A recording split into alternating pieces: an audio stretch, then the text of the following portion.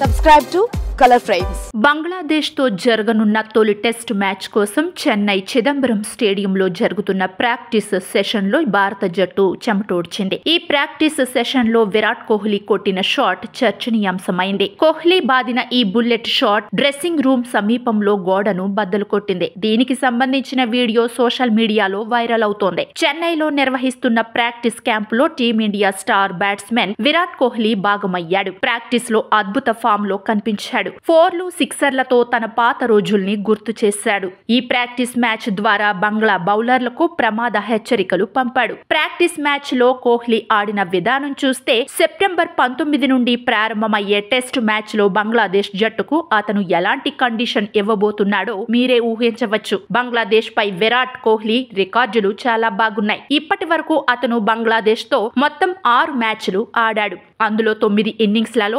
54.63 సగటుతో 437 పరుగులు చేశాడు. ఈ సమయంలో 2 సెంచరీలు కూడా చేశాడు. అతని అత్యధిక స్కోరు 204 పరుగులు. దీంతో బంగ్లాపై కోహ్లీ ఏ విధంగా లేచిపోతాడో చూడాలి. భారత్ బంగ్లాదేశ్ మధ్య 2 మ్యాచ్ల టెస్ట్ సిరీస్ జరగనుంది. భారత జట్టు చెన్నైలో ప్రాక్టీస్ చేస్తుండగా బంగ్లాదేశ్ జట్టు కూడా ఆదివారం భారత్ కు వచ్చింది. సెప్టెంబర్ 19 నుంచి చెన్నైలోని ఎంఏ చిదంబరం స్టేడియంలో జరిగే తొలి మ్యాచ్ లో ఇరు జట్లు తలపడనున్నాయి. హెడ్ టు హెడ్ టెస్ట్ గణాంకాలు చూస్తే భారతదే పై చేయి. ఇరు జట్ల మధ్య ఇప్పటి వరకు మొత్తం 13 మ్యాచ్లు జరగ్గా ఇందులో భారత్ 11 మ్యాచ్లు గెలవగా 2 మ్యాచ్లు డ్రా అయ్యాయి. వీడియో మీకు నచ్చినట్లయితే ప్లీజ్ లైక్ చేయండి, షేర్ చేయండి, కామెంట్ చేయండి.